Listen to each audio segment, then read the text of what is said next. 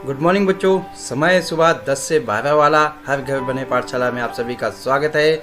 बच्चों, पिछले वीडियो में हमने पढ़ा था हिंदी का पाठ 5 जहाँ चाह वहाँ राह, उसको हमने डिटेल से पढ़ा था। तो आज बारी है उसके प्रश्नोत्तर करने की। तो शुरू करते हैं पाठ 5 के प्रश्नोत्तर। तो पहला प्रश्न की ओर चलते हैं। पहला प्रश्न, इला जैसी कोई लड़की यदि तुम्हारी कक्षा में दाखिला लेती तो तुम्हारे मन में कौन कौन से प्रश्न उठते। तो बच्चों, ये इसमें प्रश्न पूछा गया है कि अगर इला जैसी कोई लड़की तुम्हारे पाठशाला में आती तो किस प्रकार के प्रश्न जो है आपके मन में उठते। तो आप सोच के बता सकते हो कि किस तरह के प्रश्न जो है आपके मन में आएंगे। बहुत से प्रश्न है, इनमें से कुछ प्रश्न हम उत्तर में यहाँ पे ले रहे हैं। यदि इला जैसी कोई लड़की हमारी कक्षा में दाखिला लेगी तो हमारे मन में निम्नलिखित प्रश्न उठेंगे, जैसे यह खेलती कैसे होगी, यह खाती कैसे होगी, यह रास्ता कैसे पार करती होगी, कपड़े कैसे पहनती होगी, किताबें कैसे पकड़ती होगी। ये हमने सिर्फ 5 प्रश्न यहाँ पे लिए हुए। इसके बाद भी बहुत से प्रश्न होंगे जो आपके मन में और प्रश्न उठेंगे, तो आप जरूर इस उत्तर में उनको लिखना। चलते हैं अगले प्रश्न की ओर। प्रश्न 2, इस लेख को पढ़ने के बाद क्या तुम्हारी सोच में कुछ बदलाव आए। बच्चों, हमने ये जो लेख पढ़ा है तो इसको पढ़ने के बाद जो हमारी सोच में या आपकी सोच में क्या बदलाव आए हैं तो उसके बारे में चर्चा करेंगे और उसको लिखेंगे। तो कुछ इस तरह से हम इसको लिख रहे हैं। इस लेख को पढ़ने के बाद हमारी सोच में परिवर्तन आया कि हमें हर अपाहिज को कमजोर और लाचार नहीं समझना चाहिए। वे भी हर काम करने में सक्षम रहते हैं, सिर्फ उन्हें थोड़ी कोशिश करनी चाहिए और जीवन के प्रति सकारात्मक विचार रखने चाहिए। इस पाठ से हमें यह भी शिक्षा मिलती है कि अगर हिम्मत हो तो इंसान कुछ भी कर सकता है, जैसे अपाहिज इला ने कशीदा कार्य में अपना नाम कमाया। प्रश्न नंबर 3, यदि इला तुम्हारे विद्यालय में आए तो उसे किन किन कामों में परेशानी आएगी। इसका उत्तर है, यदि इला हमारे विद्यालय में आएगी तो उसे कुछ कठिनाइयों का सामना करना पड़ सकता है, जैसे जल्दी जल्दी लिखना, कोई खेल खेलना, अपना सामान उठाना, सीढ़ियाँ चढ़ना। इसके अलावा भी अगर आपके अपने विद्यालय से संबंधित आपको लगता है कि इला जैसी लड़की को हमारे विद्यालय में ये समस्या आएगी तो आप उन समस्याओं को भी यहाँ पे लिख सकते हो।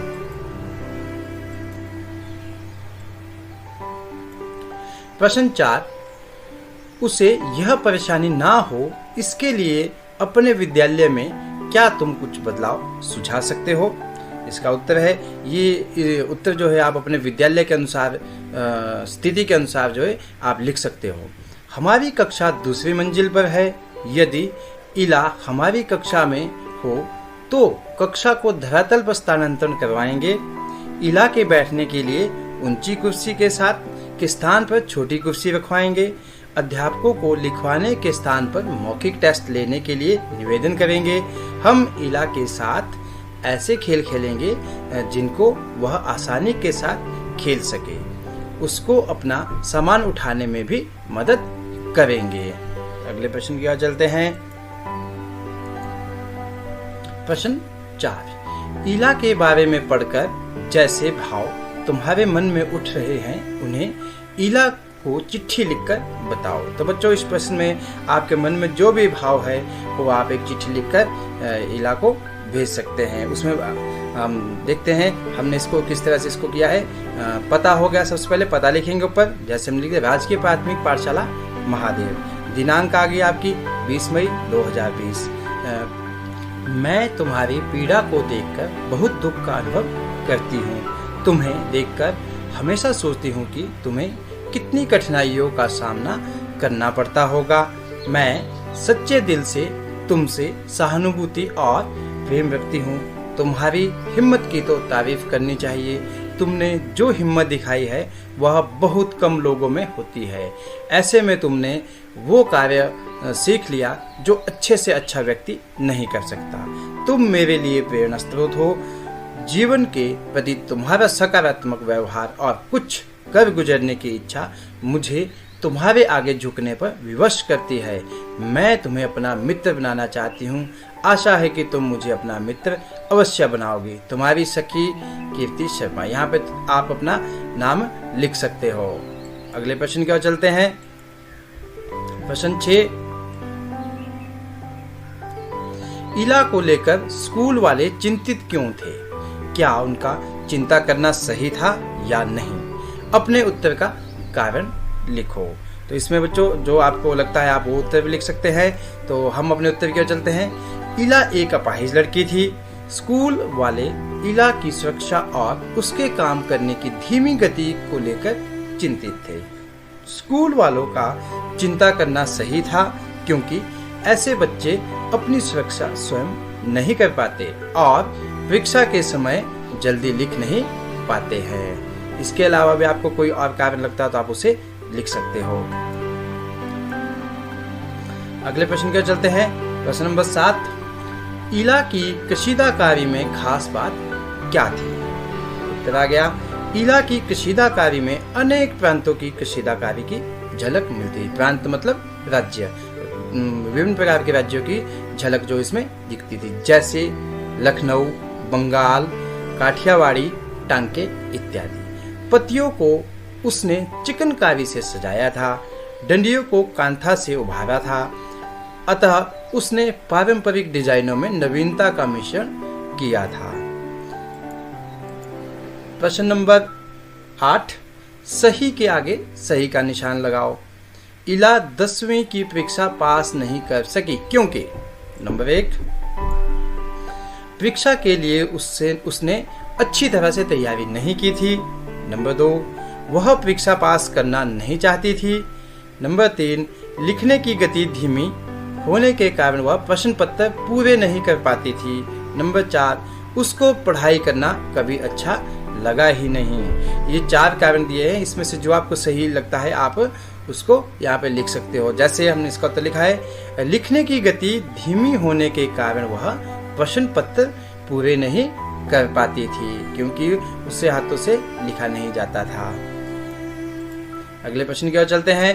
अगला प्रश्न है प्रश्न नंबर 9, क्या इला अपने पैर के अंगूठे से कुछ भी करना सीख पाती अगर उसके आसपास के लोग उसके लिए सभी काम स्वयं कर देते और उसको कुछ करने का मौका नहीं देते? तो इसका उत्तर आ गया।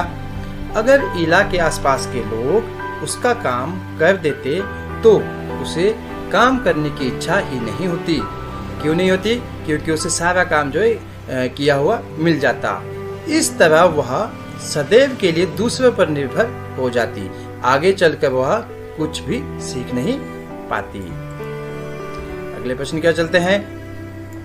प्रश्न नंबर 10 का भाग। इस पाठ में सिलाई कढ़ाई से संबंधित कई शब्द आए हैं, उनकी सूची बनाओ। अब देखो कि इस पाठ को पढ़कर तुमने कितने नए शब्द सीखे। उत्तर आ गया। टांके, बेल बूटे, कढ़ाई, कशीदाकारी, सुई पिरोना, रेशमी परिधान, डंडिया आदि।